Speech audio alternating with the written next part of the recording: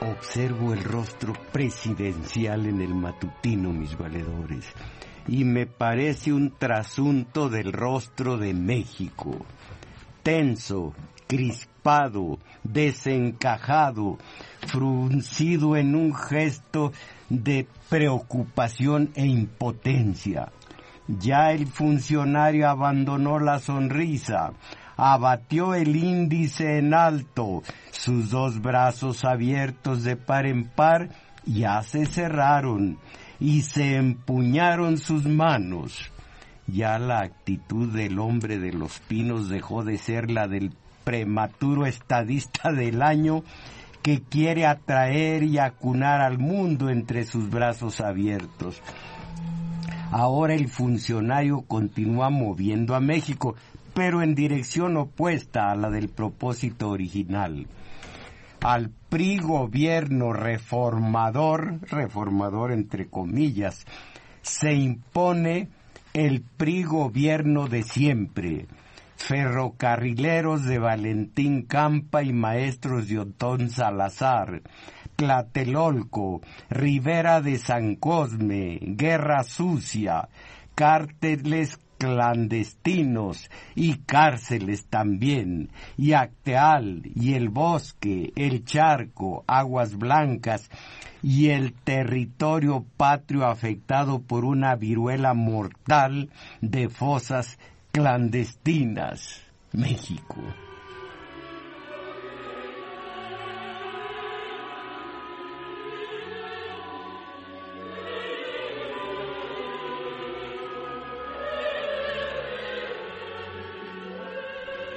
Y ocurre en tiempos anubarrados, cuando las aguas bajan turbias, que resalta la oportunidad del editorial gráfico.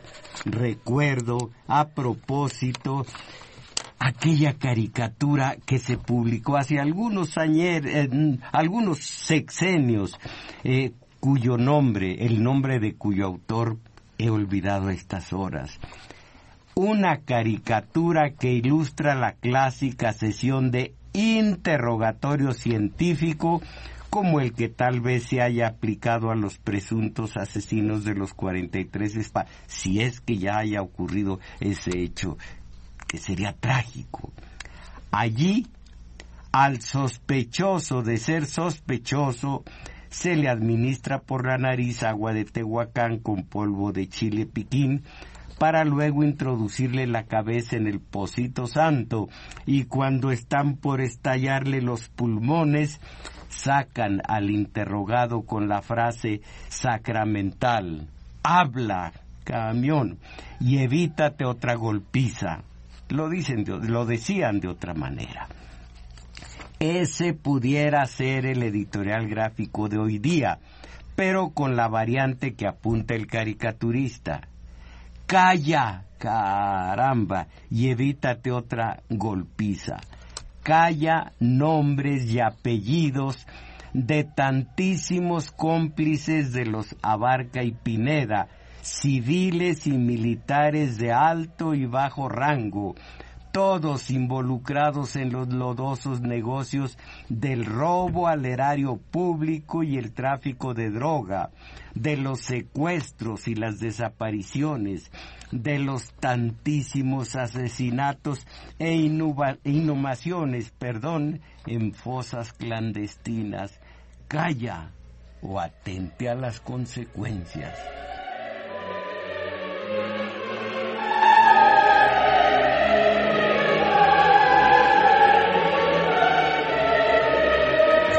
Pues sí, pero la única, lacerante verdad, el clamor de unos padres huérfanos de sus hijos, sé lo que digo, y la respuesta del de Gobernación: prepárense para todos los escenarios, para el peor de los escenarios.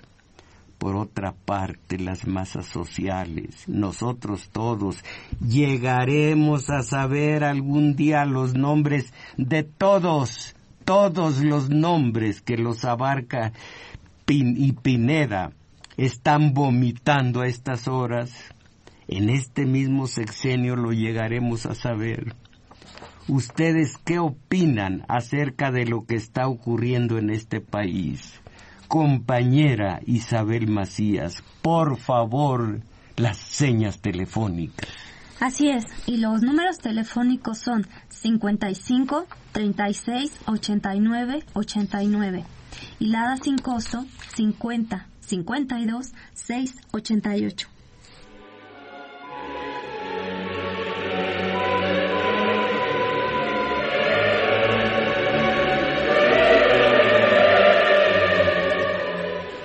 Porque ese es el signo del tiempo mexicano. Uno de los personajes más valiosos del entramado político es un presunto criminal de apellido Abarca, y por él padecen insomnio muchos otros personajes de la vida pública en este país, tanto de la iniciativa privada como de los terrenos pretendidamente religiosos, y en los politiqueros, en especial entre todos los chuchos esos chuchos de la mafia que lleva el alias de Nueva Izquierda. Y hablando de insomnios, tal vez ahora, con las aprehensiones y la confesión de los inculpados, tal vez, repito, el sueño pueda volver al hombre de los pinos y la posibilidad de los grandes negocios que a tantos en tantos campos de la vida pública han de reportar enormes beneficios de diversa índole que se encuadran en el sistema neoliberal. Ahí, como muestra, la reforma política.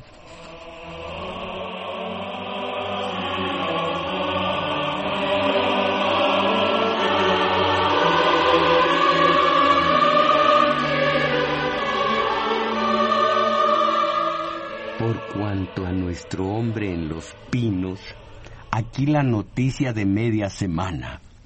En las listas recientes de Forbes, Carlos Slim está en el número 14 y la brasileña Dilma Rousseff en el 31. El presidente de México en el número 60. Aquí la noticia. El presidente de México se desplomó en un año, en solo un año, en la lista de las personas más poderosas del mundo, elaborada por la revista Forbes. El mandatario mexicano cayó de la posición 37 que ocupó en el 2013 a la 60. Una campaña de los mexicanos para exigir la renuncia de Peña Nieto, voy a repetir, para exigir la renuncia de Peña Nieto, la desaparición de los 43 normalistas, la implicación del exalcalde de Iguala y el hallazgo de fosas en Guerrero, provocaron su caída en el ranking, así dice, según el texto que escribe Forbes sobre el mandatario. Peña Nieto, en su segundo año en el cargo, hizo campaña con la promesa de que iba a terminar con los cárteles de la droga y a revitalizar la economía, y que las frustraciones crecen sobre su habilidad, la de Peña Nieto, para resolver estos problemas. Así termina la nota de prensa.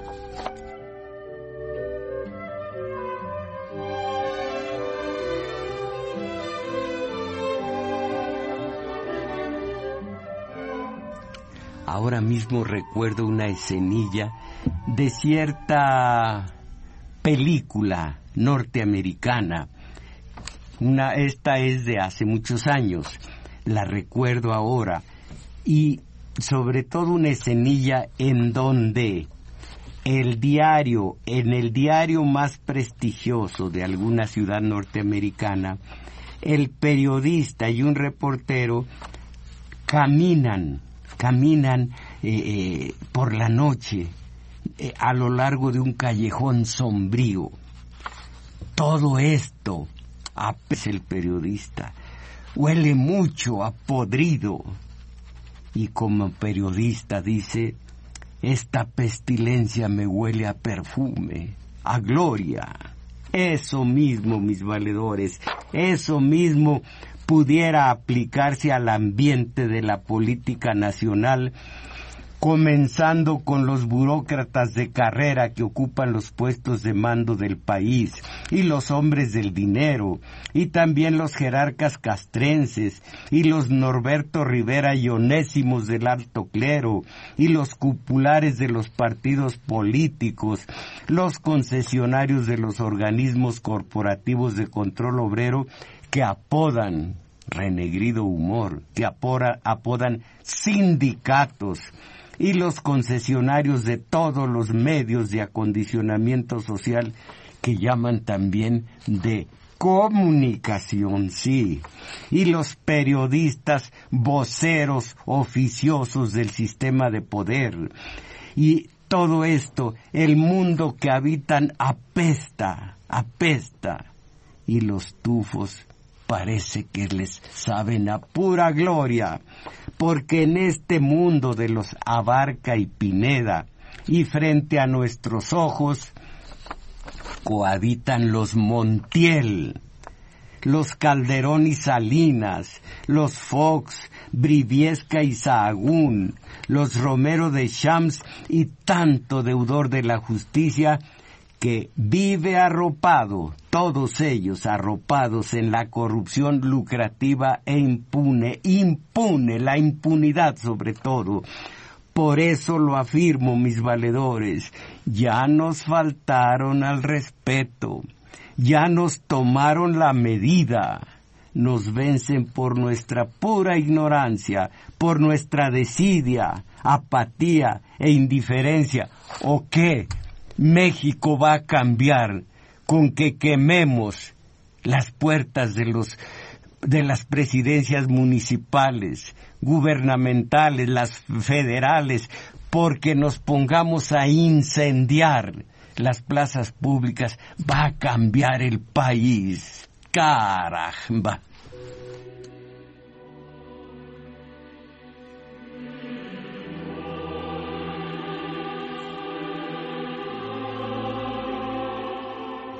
Este es el mundo como el del periodista, todo apestoso a podre, a pudrición, a mundo corrompido, pero que les huele a gloria.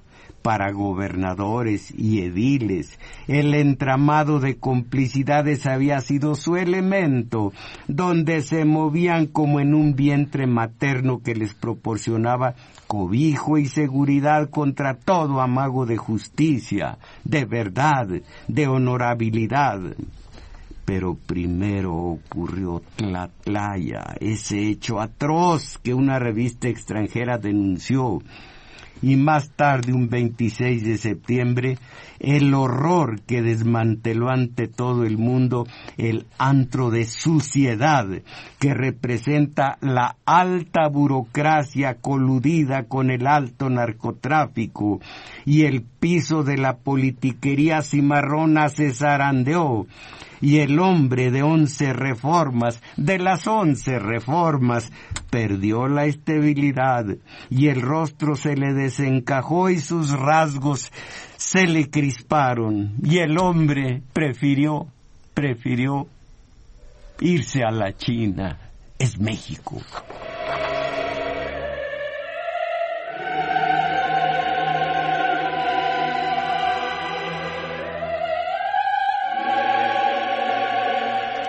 Tengo aquí el semanario de hoy con tantísimas acusaciones. Por ejemplo, diversos hechos y testimonios apuntan a que la inacción del 27 Batallón de Infantería con sede en Iguala los pasados 26 y 27 de septiembre no fue casual. La inacción de este batallón, el número 27, no fue casual. Los jefes castrenses tenían una excelente relación con el exalcalde José Luis Abarca y con su esposa, y el día del ataque a los normalistas no hubo presencia militar sino hasta mucho después del tiroteo, cuando las víctimas buscaban ayuda médica, la cual prometieron, pero no dieron. Hay otros datos.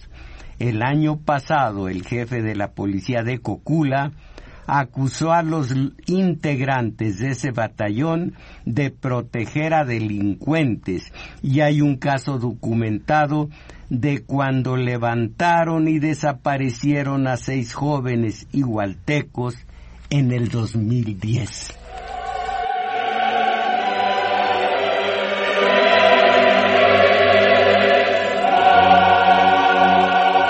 Pero no únicamente ese dato, la síntesis del reportaje que publica en el semanario Patricia Dávila. El procurador Jesús Murillo Caram ofreció el mensaje oficial más importante que se ha emitido en torno a la desaparición de 43 estudiantes de Ayotzinapa. Todo sugiere, afirmó, que los muchachos fueron asesinados e incinerados por el narco, de modo tal que no se trata de un crimen de Estado. Sin embargo, las lagunas y las contradicciones abundan. ¿Por qué se minimiza la participación de actores estatales? ¿Por qué el sacerdote Alejandro Solalinde supo lo ocurrido casi un mes antes que la Procuraduría? ¿Cómo 3 sicarios lograron controlar a 43 jóvenes? Así, los padres de las víctimas rechazaron el mensaje, igual que lo rechazó Amnistía Internacional. Y algo más, los fracasos que la PGR no menciona. La causa penal 100/2014 sobre el ataque y secuestro de los estudiantes de Ayotzinapa revela la debilidad y falta de pruebas en la investigación de la Procuraduría General de la República, apunta Anabel Hernández, sí, en su reportaje. El juzgado que analiza el caso liberó a 7 policías de Cocula e Iguala, rechazó otorgar órdenes de aprehensión contra 4 presuntos culpables y siguen prófugos 19 coacusados. Jurídicamente la situación es clara. Hasta el momento no hay culpables confirmados, ni se puede asegurar dónde están los jóvenes desaparecidos.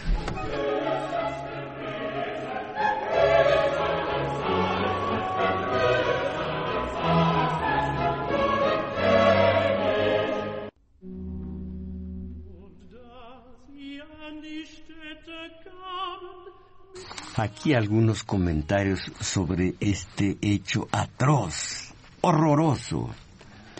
Dice John Valley: hace solo un par de semanas, la escena política mexicana era ocupada por las grandes reformas y el anuncio de importantes proyectos de infraestructura por parte del presidente. Aquí su nombre. El silencio sobre la violencia y el narcotráfico como estrategia comunicacional parecía arrojar resultados. El silencio. Funcionarios del gobierno habían aprendido el libreto de que la guerra contra las drogas y los más de 60,000 muertos eran parte del pasado. Se hablaba del narco solo para mostrar importantes capturas, mientras que la trágica penetración del crimen organizado en los territorios seguía su curso sigilosamente. Pero llegaron Tlatlaya e Iguala.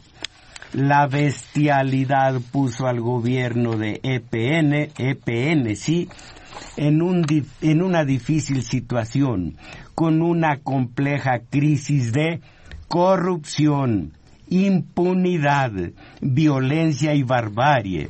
Desde entonces la incertidumbre ha sido la regla.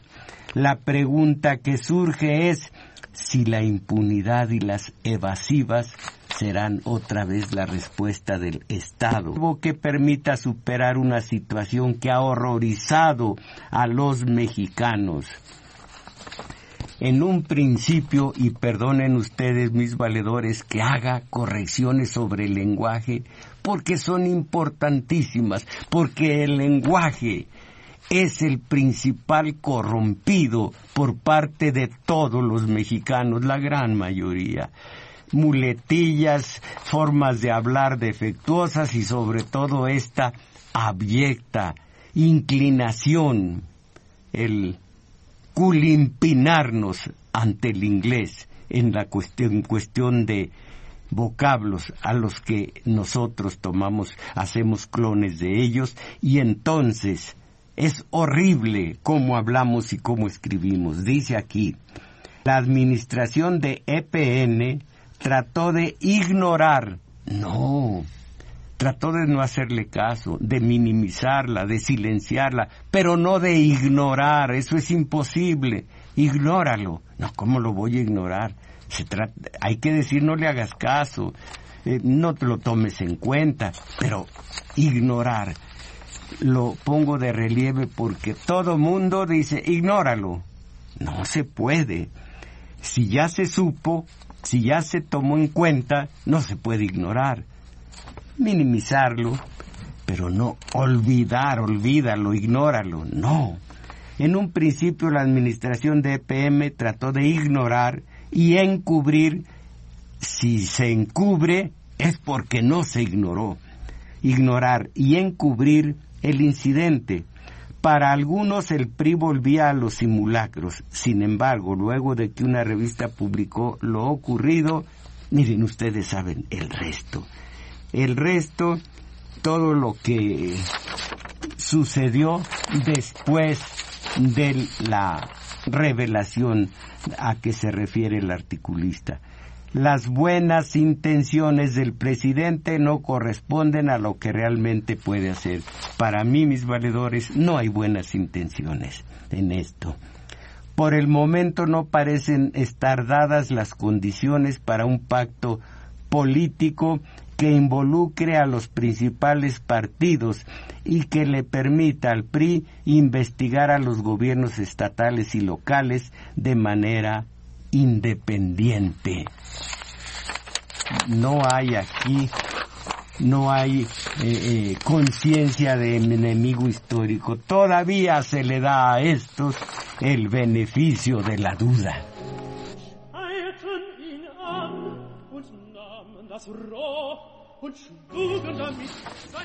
Quien crea, esto es de Rafael Cardona, quien crea en el abatimiento de todo un sistema de complicidades sobre el cual se cimenta el edificio de poder en México, se cimienta, dice, el edificio del poder en México, y cuyo diseño permite el encubrimiento y la impunidad como garantía de función.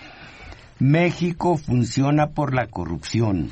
El poder nacional consiste en administrarla, orientarla y darle un sentido hasta distributivo. Es un elemento casi cultural. Estoy de acuerdo, mis valedores. Quien crea en el abatimiento de todo un sistema de complicidades sobre el cual se cimienta el edificio del poder en México y cuyo diseño permite el encubrimiento y la impunidad como garantía de funcionamiento, está equivocado. Para comenzar deberíamos, ya la parte que alude al catálogo de buenas intenciones, esto ya no va conmigo.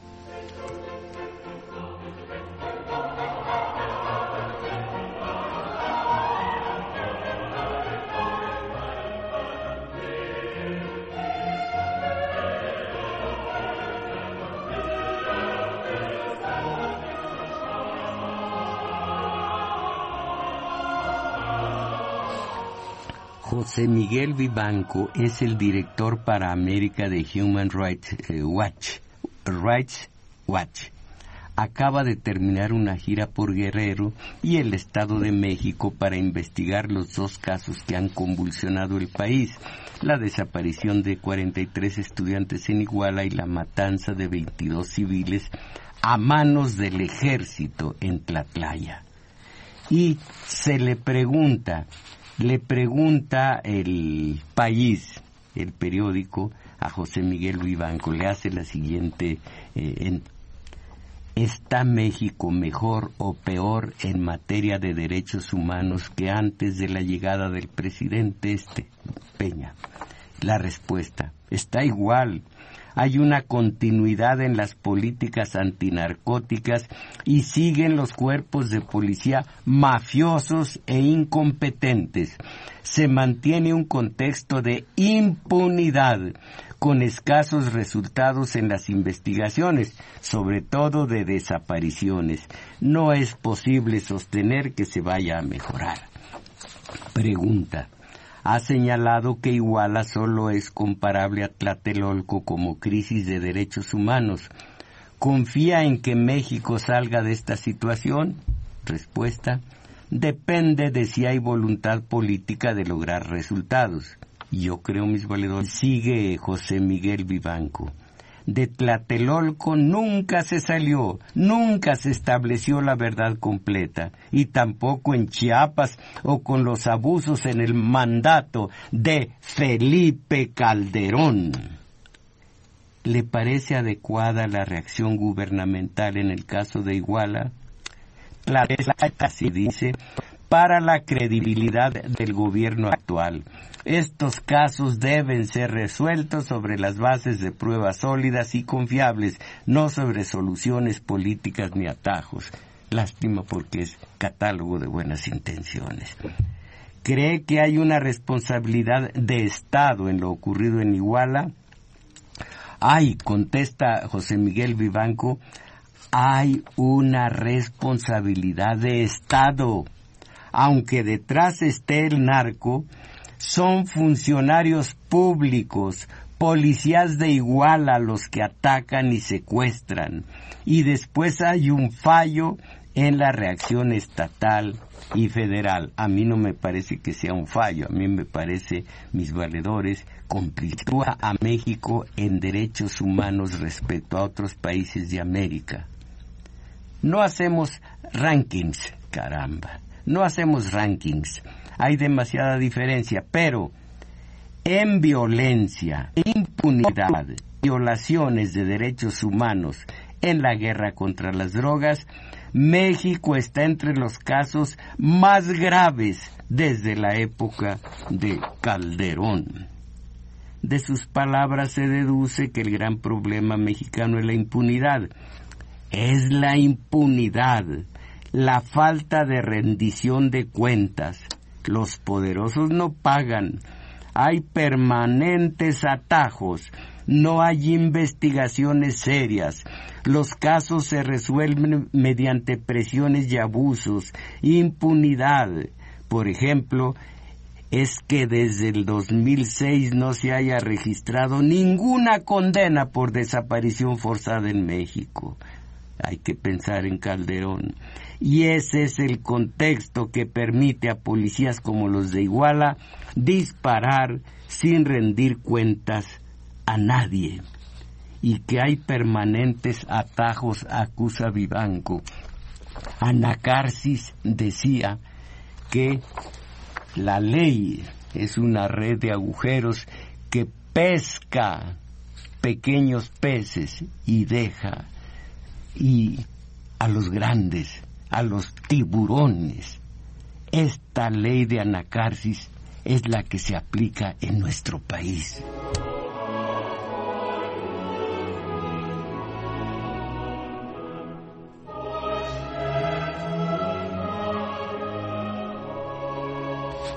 Anacarsis, un filósofo de la antigüedad griega. Jesús Silva Herzog Márquez. Bueno, se tiene que agregar el Herzog. Bueno, ¿cómo llamará el futuro a nuestro tiempo? Dice. ¿Con qué palabra designará estos años nefastos de México. Desde luego, en distintos ámbitos de la vida económica hemos aprendido y hemos logrado cosas. El pluralismo se ha asentado en muchas partes y algunas libertades se han expandido, pero ¿es esa la marca esencial de nuestra vida pública o es más bien rareza entre la descomposición reinante? México vive desde hace ya muchos lustros un terco proceso de degradación. Antes que en la línea ascendente del progreso estamos trepados en el declive. Hoy la crisis de México no es solamente una crisis de conductor, ni proviene todos nuestros males del poder. La depredación nacional ha tenido en todos nosotros cómplices activos durante mucho tiempo. Una larga historia de autodepredación es la que desemboca en nuestro presente. Tenemos derecho a sorprendernos del país inhóspito que habitamos. Si hemos olvidado la ciudad y la escuela, si hemos torcido tercamente la ley a nuestro antojo, si hemos decidido cohabitar con el delito, si hemos dejado a su suerte a los más vulnerables. La ley en lo pequeño y en lo grande siguió en subasta. La educación fue usada durante años para las transacciones del poder. La corrupción fue royendo las ciudades hasta convertirlas en trofeos de fealdad y de basura. La prensa se acomodó para no incomodar. No, fue mucho más que su intención fue mucho más allá de simplemente no incomodar. Quiere decir Silva Gesell Márquez, quiero decir que esta crisis no tiene apellido ni tiene un único causante, que no es crisis de partido ni crisis económica. Siendo tan extenso el miedo, tampoco se trata solamente de una crisis de seguridad pública. Vivimos, y en eso yo estoy de acuerdo, vivimos una crisis nacional que hemos gestado tenazmente. No apareció ayer, no se resolverá pronto. Será tarea generacional el recuperar la posibilidad de convivir.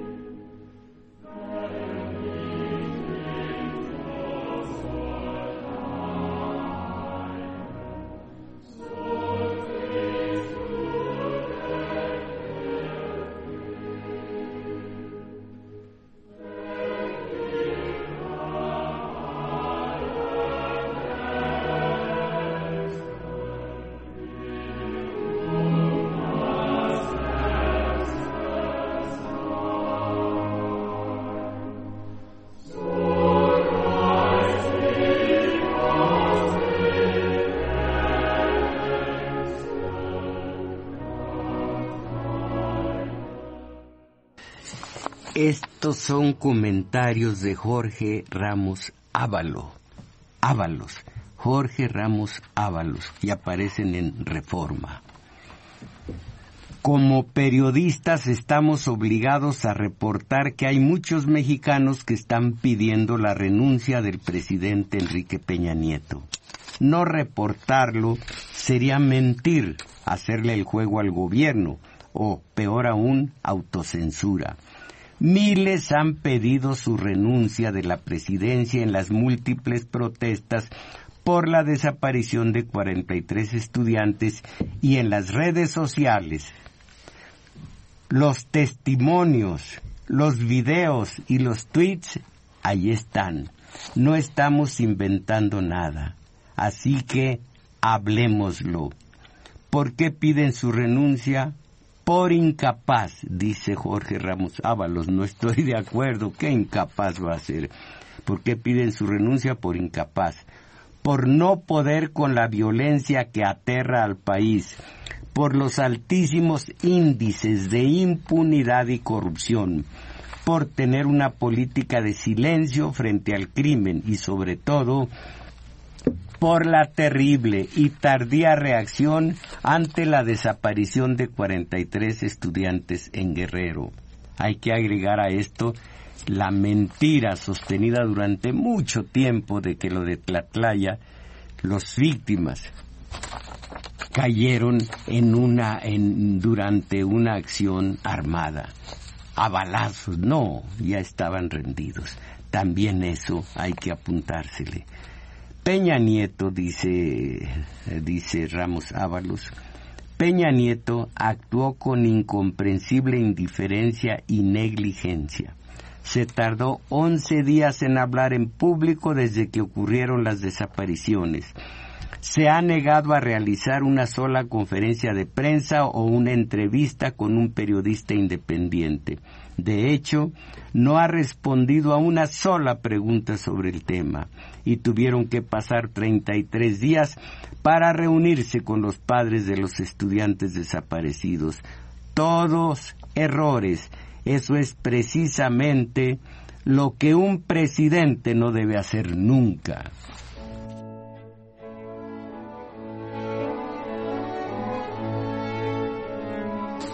No debe hacer nunca. Un presidente nunca debe esconderse y Peña Nieto se ha escondido. No ha querido dar la cara. Me ha tocado, dice Ramos Ábalos, me ha tocado cubrir muchas crisis internacionales y los mandatarios generalmente salen en público, responden preguntas y toman responsabilidades de los hechos. No es el caso de Peña Nieto. Y cuando el presidente no preside y se achica, deja el país a la deriva. En México los presidentes no renuncian. Hay muy pocos casos en nuestra historia. Digo yo, Pascual Ortiz Rubio es uno de ellos. Hay muy pocos casos en nuestra historia. Se quedan 6 años en el poder, pase lo que pase. Pero la Constitución sí contempla, contempla una salida. El artículo 86 de la Constitución mexicana dice: el cargo de presidente de la República solo es renunciable por causa grave que calificará el Congreso de la Unión, ante el que se presenta aquí la cita. ¿Es causa grave lo que está pasando en México respecto a la inseguridad, impunidad e incapacidad para gobernar? Aquí unos datos, dice.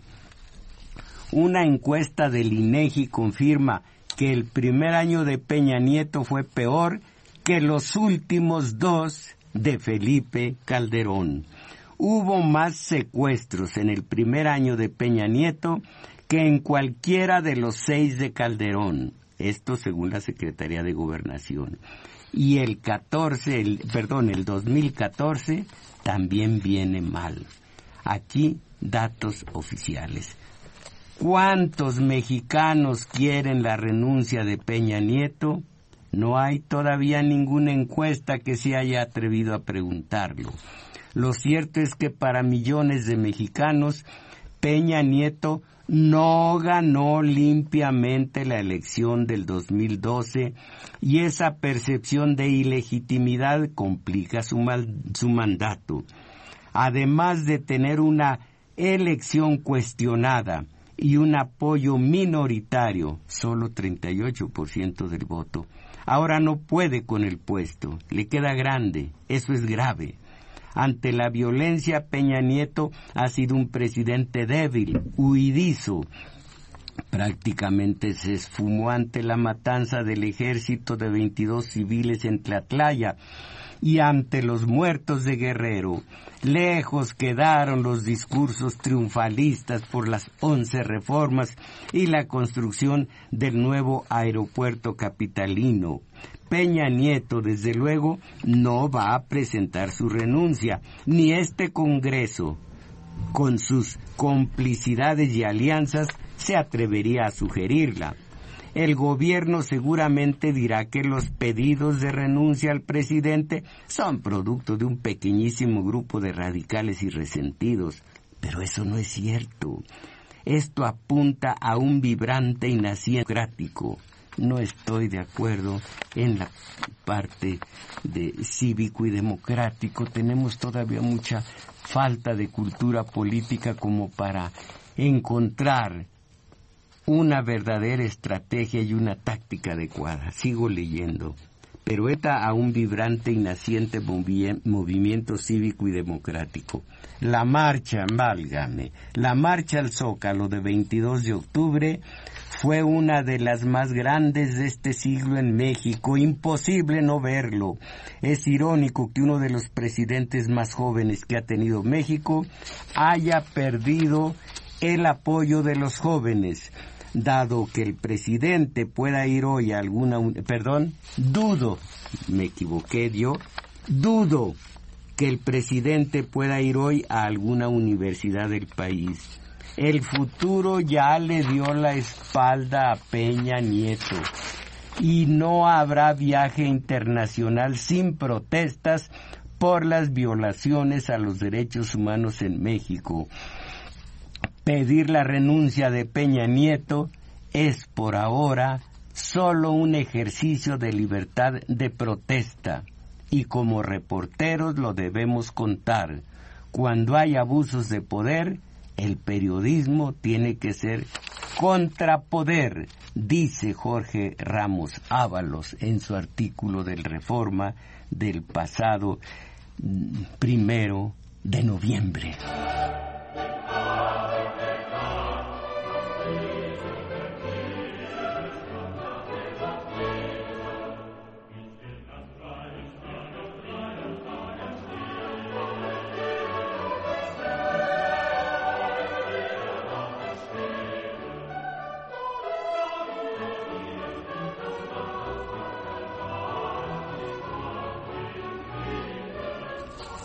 Bueno, pues esto parece ser un indicio del estado de ánimo colectivo en este país. Pero repito, ojalá que México cambiara, que llegáramos a ser ciudadanos a la manera como lo dice el clásico griego antiguo. Ciudadano es el que puede darse, los ciudadanos, la comunidad de ciudadanos puede darse un gobierno al que obedece como su mandante. Ese es el ciudadano. De otra manera, pues es un individuo. Entonces, no creo que esta adecuada la táctica tampoco, pero sí el estado de ánimo colectivo. Prenden enojo y violencia. Incendia y rompe un grupo de encapuchados la entrada principal de Palacio Nacional. Atacan también Palacio en Chilpancingo. Un grupo de manifestantes, fíjense en esto, un grupo de manifestantes logró tirar la primera línea de vallas aquí en el Zócalo. Y luego cayó la segunda. Los guardias del Estado Mayor desaparecieron del lugar. Así están las cosas. Pero un momento, que para el habitante de Los Pinos no todo está perdido. En lo que se refiere a los periodistas, también tiene defensores. Ciro Gómez Leiva: presidente, usted no mató a los jóvenes de Ayotzinapa. ¿Qué clase de confusión tan colosal es esta? Presidente, usted no los mató, ni siquiera por omisión. Pero mis valedores, sea como sea, aquí está lo importante. Uno de los huérfanos de su hijo, perdido el 26 de septiembre, el 27 cuando fue sacrificado posiblemente, dice, y lo que dice este padre sin su hijo me recuerda lo que dijo el padre sin su hijo en la guardería ABC de Hermosillo, Sonora. Todavía en la impunidad general, en lo general, en la impunidad. Matilde Gómez del Campo, muy cercana a Felipe Calderón. Ella era una de las dueñas de la guardería ABC. Bueno, lo que dijo, primero voy a decir lo que acaba de expresar el padre de uno de los Sinapa, de los estudiantes, y luego el padre de una de las víctimas del ABC, en Hermosillo, la guardería. Dice el padre de uno de los estudiantes de Ayotzinapa: siento en mi corazón que mi hijo está vivo, pero el maldito gobierno me dio una puñalada en lo más profundo de mi corazón, donde más me duele.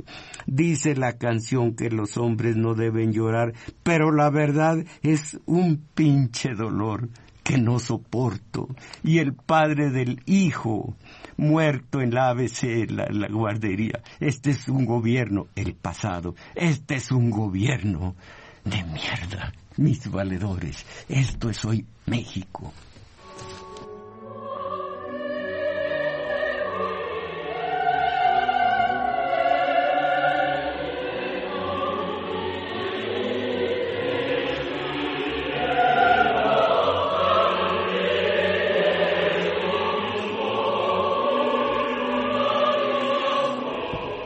Por eso mismo, mis valedores, cuánto necesitamos la cultura política para que estos movimientos no sean simplemente el espontaneísmo, lo que decían la llamarada de petate, y no me refiero a la cosa de droga, y que al rato todo termine y que el sistema de poder simplemente esté esperando que se enfríe la situación. No, por eso invito a todos ustedes, vayan conmigo los sábados a las 11 de la mañana, de las 11 a la 1 de la tarde, a seguir estudiando teoría política, basándonos en la historia, no en el corto plazo, en la historia.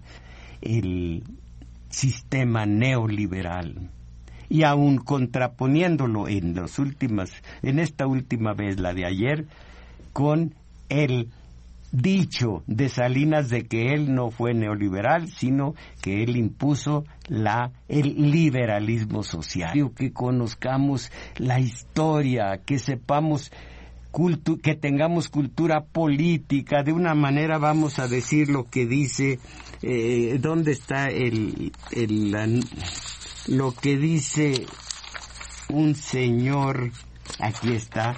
Por esta vez, perdóneme, señor Ramón Valdés, pero el pelele de Televisa, alias Peña Nieto, no, así no. Esto no es cultura política. Esto es simplemente son ventosidades del hígado. Eso no. Entonces, teoría política, cultura política, nuestro taller de teoría política los sábados de las 11. Pueden llegar ustedes a las 11:30 porque pues somos mexicanos. Yo espero a la 1, nada más que me prolongo porque también como el de todos los domingos, de 1 a 2 de la tarde. Pues sí, pero como llegamos tarde, yo no, pero yo espero 1 y fracción a 2 y fracción de la tarde. Si se tratara de esperar yo a un hombre en una cita, lo espero 2-3 minutos. Si se trata 5 minutos, si me interesa demasiado, y lo digo en el mal sentido, más de la cuenta, quizá hasta 10 minutos. Pero cuando se trata de cultura, espero lo que sea necesario, porque sé el elemento humano con el que estoy trabajando, y que aquí las distancias son muy significativas como para decir a un tráfico. Miren esto, hubo un político, a ver si recuerdo su nombre, hace muchísimo tiempo que ocurrió lo que voy a contarles. ¿Cómo se llamaba este? Que un hijo, le mataron un hijo. A ver si alguien me lo dice por teléfono. Este hombre, diputado, y allá en el sur, donde yo visitaba a una amiga, ofreció una conferencia de prensa. Terminó todo, vino una serie muy interesante de té y galletitas. Yo le di 2 traguitos a mi té y me comí como 8, 10, 15 galletitas nada más. Bueno, señor, esto hace mucho tiempo. Todavía no se usaban transportes públicos como el que él inventó. Llegó un señor, un reportero. Oiga, ¿qué fue lo que dijo? Pues ya terminó todo. Sí, pero hágame una síntesis de lo dicho. No, señor. Empezó a la hora en que dijimos y se acaba de terminar. ¿Por qué no llegó a tiempo? Es que el periférico estaba atascado. Y allí oí esto que dijo el político. Posiblemente yo me vine en helicóptero, porque yo estuve a tiempo. Entonces, novedad, yo me he de haber venido en helicóptero porque estuve a tiempo. Los pretextos, es que el periférico estaba, es que... sí, Gerardo Velázquez, aquí ya se trata, ya son los mensajes de ustedes. Acabo de verlo, Gerardo Velázquez, el precio de una casa, 86 millones de pesos. Sí, pero esto ya es otra cuestión, esto ya no viene muy al caso. Sí. Seguimos. Rafael del Valle, ¿cómo ha medrado los del PAN desde que se inició este problema de Ayotzinapa? Dice Adolfo Juárez, perdón, me tomaron con un traguito a mi infusión. Adolfo Juárez, a que la gente aprenda teoría política, vamos a esperar a que el pueblo ignorante, católico, apostólico, romano, sea político. El tiempo es ahorita, debemos hacer una revolución pacífica. Pues qué contrasentido, Adolfo Juárez, se trata no ser ignorante. Lo de católico es otra cuestión. Aquí sale el condenado dogma, aquí enseñamos la oreja. Lourdes, los que quemaron la puerta del Zócalo anoche lo están haciendo el trabajo a Peña Nieto. Lo malo es que no explica por qué. Le marco por la muerte de Jorge Saldaña, que acaba de morir y tuvo que irse a París por amenazas de un expresidente. Él tuvo que irse porque denunció muchas personas. He conocido 2 personajes, él es uno de ellos, que después de que estuve tan cerca de ambos, digamos hace 15 años, 20, volví a tener trato en materia política y caramba, qué poco o qué nada se había aprendido en materia de teoría política. Julián Carrillo, respecto al viaje del entreganieto a China, nos debe alertar sobre esta ansiosa de los chinos a México. Enrique Magallanes, un saludo al programa, y que aquí, ¿qué dice? Y a quienes hacen posible el mismo. Bueno, sí, gracias, que luego yo.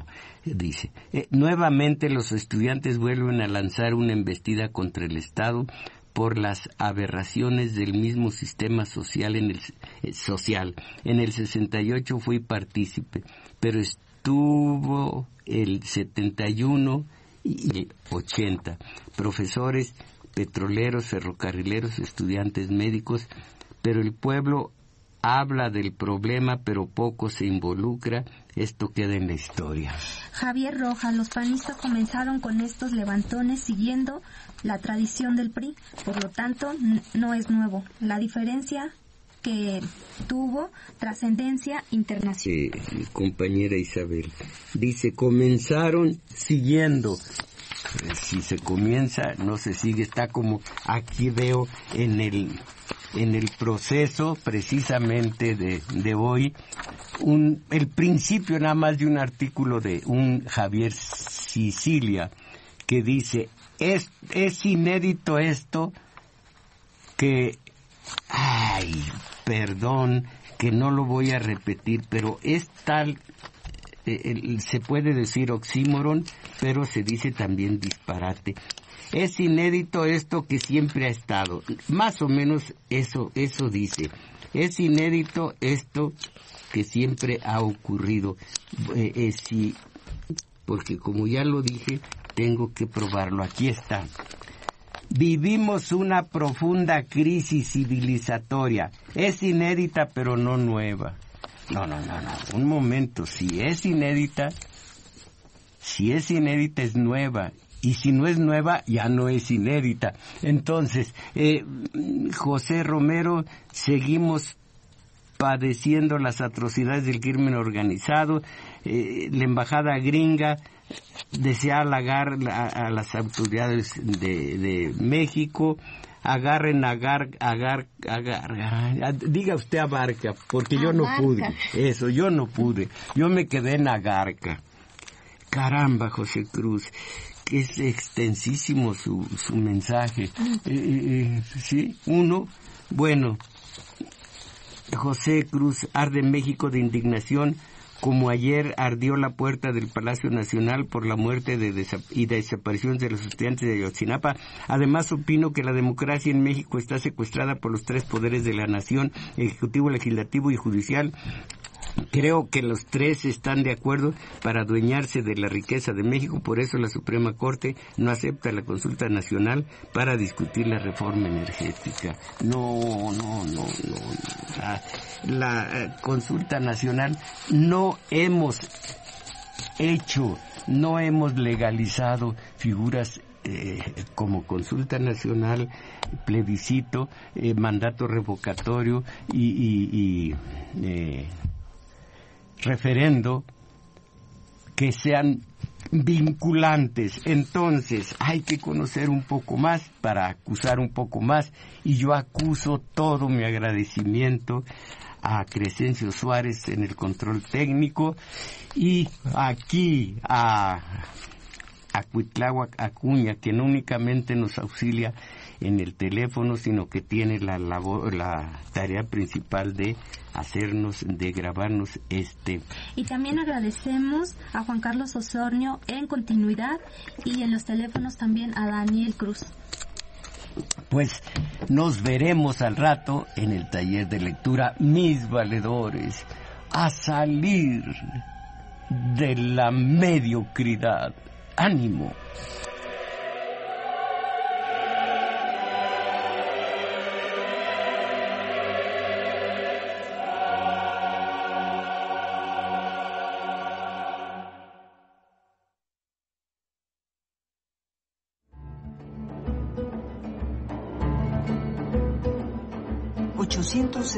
de AM.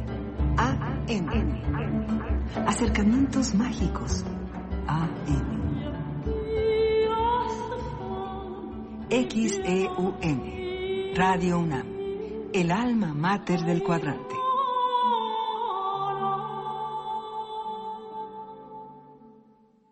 Escuchando descargacultura.unam, los cursos, las conferencias, Poe, Cervantes, Shakespeare y muchos más, las cápsulas de ciencia, novelas y cuentos gratis, la literatura y la música. Esto y más puedes encontrar en descargacultura.unam. Descarga, escucha, disfruta. Autorretrato o del Subway, Gilberto Owen. Al volver, Amado Nervo. Platón, el mito de la caverna. Un asesinato, Antón Chejov. Elogio del libro. Fábula de Polifemo y Galatea, de Don Luis de Góngora. Ensayo sobre la ceguera, José Saramago. Descarga